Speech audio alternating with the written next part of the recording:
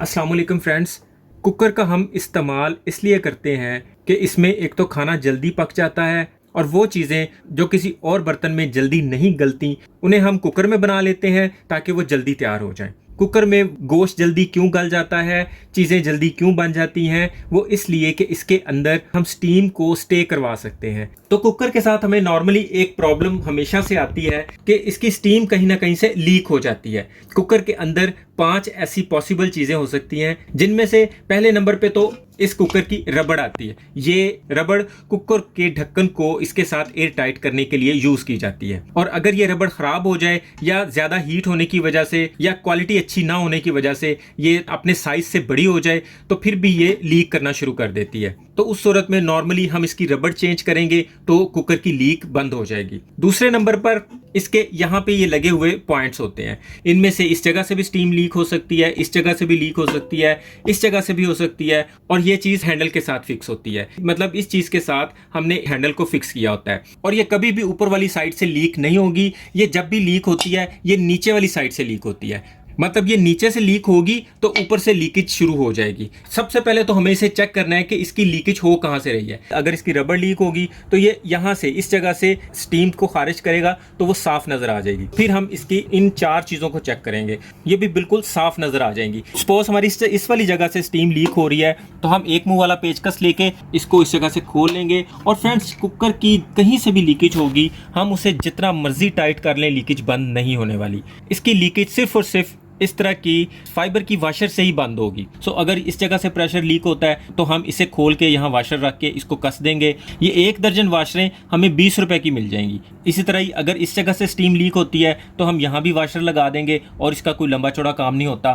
तो इसी तरह ही अगर इसके हैंडल से स्टीम लीक होती है तो इस जगह पे पेचकस यूज़ नहीं होता, तो इस जगह पे हम चाबी का यूज़ करेंगे। इसे नॉर्मली 8 नंबर की चाबी लगेगी। चाबी को हम इस तरह पकड़ के दूसरी साइड से हम इसके पेच को खोल लेंगे। इसे खोल के इसके अंदर भी हम यही वाली वाशर यूज कर लेंगे। ये ऑलमोस्ट एक ही साइज की सारी वाशरें यूज हो जाएंगी। अब हम इसके स्टीम पुशर की बात कर लेते हैं, जो कि स्टीम बनने के बाद यहाँ से ऊपर हो जाता है और हमें आइडिया हो जाता है कि इसमें स्टीम बन चुकी है। और अगर यहाँ से लीकेज है तो ना तो ये कसा जाता है और ना ही ये रिपेयर होता है, तो इसे हम मार्केट से नया खरीद लाएंगे। ये हमें सिर्फ और सिर्फ 40 से 50 रुपए में मिल जाएगा, और यहाँ पे इसको हम खुद भी लगा सकते हैं। इसे खरीदते वक्त इसके मटेरियल को अगर हम चेक कर लेंगे, ये जितना नरम होगा उतना ये अच्छे मटेरियल से बना होगा। अगर इसका ये प्लास्टिक हार्ड होगा तो वो ज़्यादा देर नहीं चल पाएगा। हमारे कुकर में भी इसकी ये नोज़ल लीक है तो हम इसकी ये नोज़ल चेंज करेंगे। इसे चेंज करने का क्या तरीका है, पहले वाली नोज़ल को यहाँ से इस तरह बाहर निकाल लेंगे।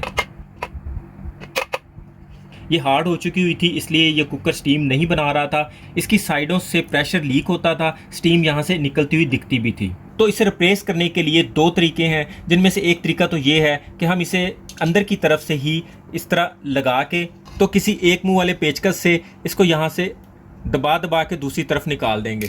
लेकिन उसमें सम टाइम ऐसा होता है कि पेचकस थोड़ा ज़्यादा दबाया जाए तो इसके अंदर सुराख भी हो जाता है, तो ये नोज़ल हमारी ज़ाया भी हो जाती है। तो इसके दूसरे तरीके में हम घर में से किसी नलकी का कोई भी थ्रेड ले लेंगे और उसे इसके गिर्द लपेट लेंगे।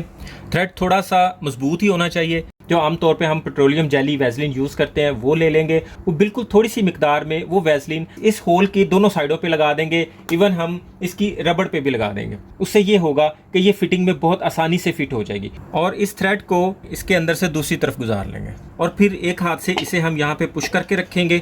इधर से थ्रेड को घुमाते जाएंगे।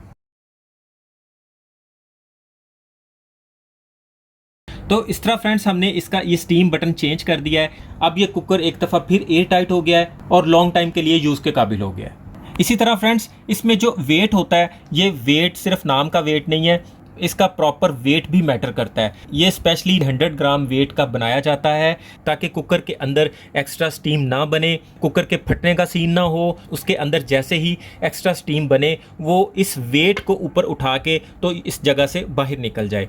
इस वेट के ऊपर इसका ये वाला हिस्सा नहीं है, इसलिए इसका थोड़ा सा वजन कम है। अगर इसका वेट कम होगा तो कुकर के अंदर मौजूद गोश्त वगैरह अभी गला भी नहीं होगा तो विसल बजने लगेगी, और अगर इसका वेट ज़्यादा होगा तो गोश्त गलने के बावजूद वेट की विसल नहीं चलेगी। इसका वेट पूरे कुलिये के मुताबिक होता है। कुछ घरों में देखा गया है कि वो वेट लगाने के बाद इसके ऊपर फिर कोई चीज़ रख देते हैं ताकि कुकर के अंदर जो चीज़ पका रहे हैं वो जल्दी गल जाए, तो वो तरीका बिल्कुल गलत है। अगर आप ये रबड़ भी अच्छे वाली नहीं खरीदेंगे तो भी ये एक आध दफ़ा चलेगी, उसके बाद सम टाइम ये रबड़ फट भी जाती है जो कि ख़तरनाक भी साबित हो सकती है। तो इसके ख़रीदने का तरीका ये होता है कि जब आप रबड़ को ख़रीद रहे हैं तो आपने उस रबड़ को अपने हाथों में पूरा फोल्ड करके देख लेना है। अगर तो वो पूरा फोल्ड हो जाती है, इस तरह दबा के देख लेना है, अगर वो पूरी फोल्ड हो जाती है और अगर आप उसे छोड़ते हैं तो एकदम से सीधी हो जाती है और बिल्कुल सही रहती है, उसकी किसी जगह पे कोई बेंड या कट या कोई स्क्रैच वगैरह नहीं आता, तो वो रबड़ ठीक है। मतलब दूसरे लफ्ज़ों में हमें मैक्सिमम फ्लेक्सिबल रबड़ चाहिए, जो ज़्यादा से ज़्यादा फ्लेक्सिबल होगी वो हमारे काम आएगी। और अगर ज़्यादा हीट की वजह से या अगर रबड़ की क्वालिटी अच्छी नहीं है या लॉन्ग टाइम चलने की वजह से रबड़ अपने साइज से थोड़ी बड़ी हो गई है, तो उसका एक क्विक टिप ये होता है कि आप उसे थोड़ी देर के लिए फ्रीज़र में रख दें। इसकी रबड़ थोड़ी स्क्वीज़ हो जाएगी, ये थोड़ा नॉर्मल साइज़ में आ जाएगी, ये कुकर में पूरी आ जाएगी, तो आप इसे वक्ती तौर पे यूज़ कर सकते हैं। और खाना पकने के बाद कुकर में से स्टीम खारिज किए बगैर कभी भी नहीं खोलना चाहिए। पहले इसमें से वेट हटाना चाहिए, इसके अंदर की सारी स्टीम डिस्चार्ज करनी चाहिए, उसके बाद इसका ढक्कन खोलना चाहिए। उम्मीद है आज की वीडियो भी आपके बहुत काम आएगी। वीडियो अच्छी लगे तो इसे लाइक और दोस्तों में शेयर लाजमी कीजिएगा। चैनल पर नए हैं तो सब्सक्राइब करना मत भूलिएगा। अपना और अपनों का ख्याल रखिएगा। बहुत बहुत शुक्रिया। अल्लाह हाफिज़।